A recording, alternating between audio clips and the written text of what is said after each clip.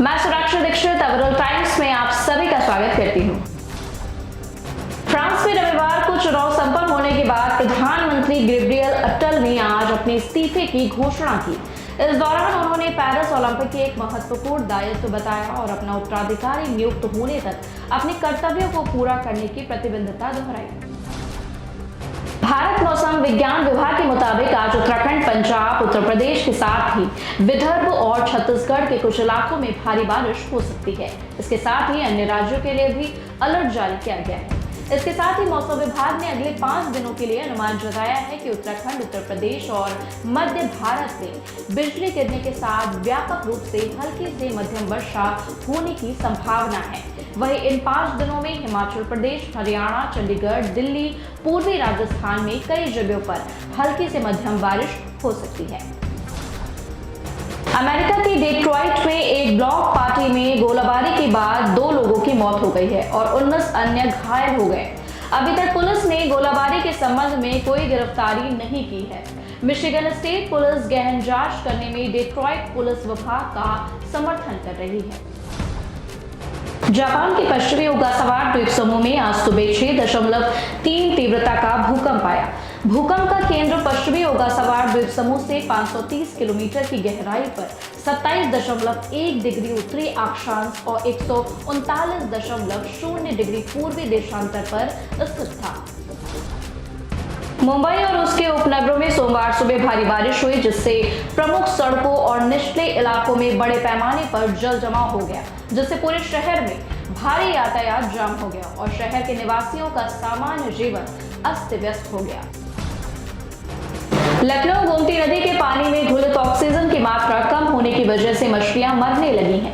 काफी संख्या में मछलियां नदी में उतराती दिखी। कुछ संस्थाएं नदी की साफ सफाई के लिए पहुंची तो पता चला कि हजारों मछलियां नदी में उतरा रही थी। गोमती नदी का पानी काफी जहरीला हो गया है। इसमें प्रदूषण भी काफी बढ़ गया है। स्थिति यह हो गई है कि नदी के पानी में घुलित ऑक्सीजन की मात्रा काफी हो गई है, जिसकी वजह से नदी में जलीय जीवों पर संकट पैदा हो गया है। काफी मछलियां मर गई। बिग बॉस ओटीटी टीम के घर से टैरो का रीडर मुनीषा खटवानी बाहर हो गई हैं। रविवार को हुए वीकेंड कबाड़ में अनिल कपूर ने एलिमिनेशन की घोषणा करते हुए कहा कि इस हफ्ते नॉमिनेट हुए कंटेस्टेंट में से मुनीषा खटवानी और सना सुल्तान बॉटम 2 में हैं और घरवालों को आपस में तय करना होगा कि इन दोनों में से कौन एक शख्स शो से बाहर होगा। घर में हुई वोटिंग में 3 कंटेस्टेंट ने मुनीषा के पक्ष में तो बाकी 8 कंटेस्टेंट ने उनके खिलाफ सना सुल्तान के पक्ष में वोटिंग की। सना सुल्तान से कम वोट मिलने की वजह से मुनीषा को शो से एलिमिनेट किया गया। भारत और जिम्बाब्वे के बीच T20 श्रृंखला का तीसरा मैच 10 जुलाई को खेला जाएगा। तीसरे मैच के लिए यशस्वी जायसवाल, संजू सैमसन और शिवम दुबे भारतीय टीम के साथ जुड़ चुके हैं। ऐसे में अब 3 खिलाड़ियों के आ जाने की कप्तान शुभमन गिल के सामने प्लेइंग 11 चुनने की बड़ी चुनौती होगी। सप्ताह के पहले कारोबारी दिन आज शेयर बाजार की फ्लैट शुरुआत हुई है। हरे निशान में खुलने के बाद निफ्टी सेंसेक्स लाल निशान में पहुंच गए हैं। निफ्टी 24.65 अंक टूटकर 24,299.20 अंक पर कारोबार कर रहा है। वहीं सेंसेक्स 142.64 अंक टूटकर 79,848.67 अंक पर कारोबार कर रहा है। आज के शुरुआती कारोबार में बैंकिंग स्टॉक्स में गिरावट देखने को मिल रही है, जबकि आईटी स्टॉक्स में अच्छी तेजी है।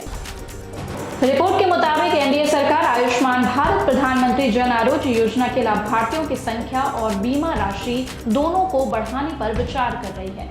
इसमें सूत्रों के हवाले से कहा गया है कि योजना के तहत लाभार्थियों को मिलने वाली कवरेज लिमिट को 5 लाख रुपए बढ़ाकर 10 लाख रुपए प्रति वर्ष करने की तैयारी में है।